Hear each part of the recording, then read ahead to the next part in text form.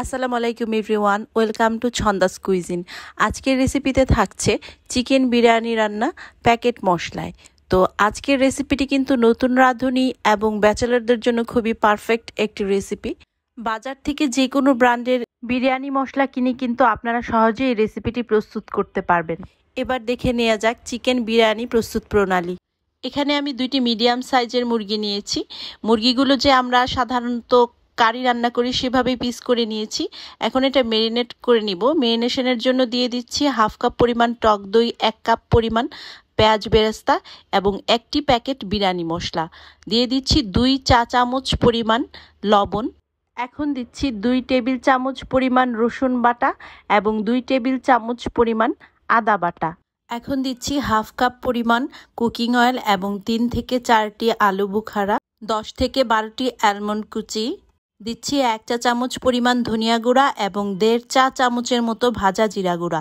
তারপর দিচ্ছি 1/4 কাপের মতো টমেটো সস। দিয়ে আমি সবগুলো উপাদান একসাথে ভালোভাবে মিশিয়ে নিব। আর হাতে যদি আপনাদের সময় থাকে তাহলে ম্যারিনেট করে কিছুক্ষণ রাখতে পারেন, না হলে সরাসরি রান্নার প্রসেসে চলে যেতে পারেন। এখানে আমি প্যানে দিয়ে দিচ্ছি বাটার গলিয়ে আমি ম্যারিনেট করা মাংসটা দিয়ে দিচ্ছি। দেওয়ার পর এখানে দিয়ে দিচ্ছি 2 চা চামচের মতো লাল মরিচ গুঁড়ো। এটা আপনারা ম্যারিনেশনের সময়ও দিতে পারেন। এখন সবগুলো উপাদান চিকেনের সাথে মিক্স করে নিচ্ছি ভালোভাবে। এখন আমি কিছুক্ষণ কষিয়ে নিচ্ছি। কষিয়ে নেওয়ার পর ঢাকনা দিয়ে ঢেকে দিচ্ছি চিকেন রান্না হওয়ার জন্য 10 থেকে 15 মিনিট। এখন আমি হাই হিটে চিকেনটা রান্না করে নিচ্ছি। তারপর মাঝে মাঝে ঢাকনা উঠিয়ে আমি নেড়ে দিচ্ছি যেন নিচে লেগে না যায়। চিকেনে কিন্তু এক্সট্রা পানি আর আমার লাগেনি, তো আপনাদের যদি লাগে তাহলে আলাদা করে গরম পানি ব্যবহার করতে পারেন। এই পর্যায়ে চিকেনটা সিদ্ধ হয়ে গিয়েছে। তো সিদ্ধ হওয়ার পর আমি চিকেন তুলে নিচ্ছি একটি বাটিতে। চিকেন তুলে নেওয়ার পর যে মশলাটা থাকবে সেই মশলাতেই এখন আমি পোলাওয়ের চালটা রান্না করে নিয়েছি। এখানে আমি 3.5 কাপের মতো চিনি গুঁড়া চাল ব্যবহার করেছি। চালটা ভালোভাবে ধুয়ে আমি পানি ঝরিয়ে নিয়েছি। চাল দেওয়ার পর মশলার সাথে ভালোভাবে মিশিয়ে নিতে হবে। এই পর্যায়ে দিয়ে দিচ্ছি 6 থেকে 7টি আস্ত কাঁচামরিচ। কাঁচামরিচটা কিন্তু এখানে ঝালের কাজ করবে না, সুন্দর একটা ফ্লেভার ছড়ানোর জন্য এই কাঁচামরিচটা এখানে ব্যবহার করেছি। চাল কিছুক্ষণ ভেজে নেওয়ার পর এখানে 3.5 কাপ চালের জন্য আমি দিচ্ছি 5 কাপ পানি ও 1 কাপ লিকুইড দুধ। লিকুইড দুধে আমি 1 চা চামচ পরিমাণ চিনি দিয়ে গুলিয়ে নিয়েছি। পানি কিন্তু গরম পানি হতে হবে অবশ্যই, এবং দুধটাও কিন্তু গরম দুধ ছিল। তো দেওয়ার পর নেড়েচেড়ে আমি মিশিয়ে দিয়েছি। এ পর্যায়ে দিয়ে দিচ্ছি 1 চা চামচ পরিমাণ লবণ। বলক উঠলে আমি ঢাকনা দিয়ে ঢেকে দিচ্ছি চালটা সিদ্ধ হওয়ার জন্য।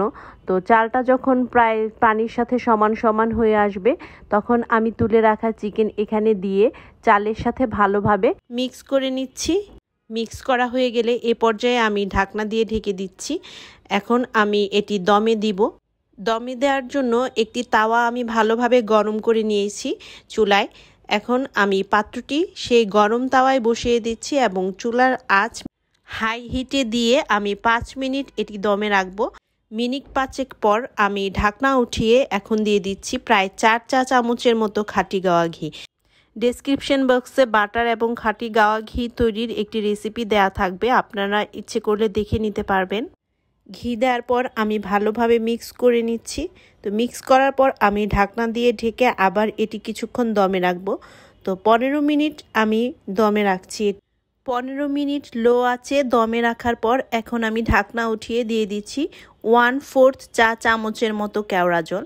তো কেওড়া জল দেওয়ার পর আমি ভালোভাবে এটি মিক্স করে নিচ্ছি এবং কেওড়া জল বা সেন্ট যেটাই দিয়ে থাকেন দেওয়ার পর ভালোভাবে মিক্স করে নিতে হবে যেন এটা প্রত্যেকটি জায়গায় সেন্টটা ছড়িয়ে যায়। দেওয়ার পর আমি প্রায় ঢাকনা দিয়ে ঢেকে মিনিট 5 আরও দমে রাখবো। 5 মিনিট লো আঁচে দমে রাখলেই হবে। তো 5 মিনিট পর কিন্তু এটি পরিবেশনের জন্য রেডি হয়ে যাবে।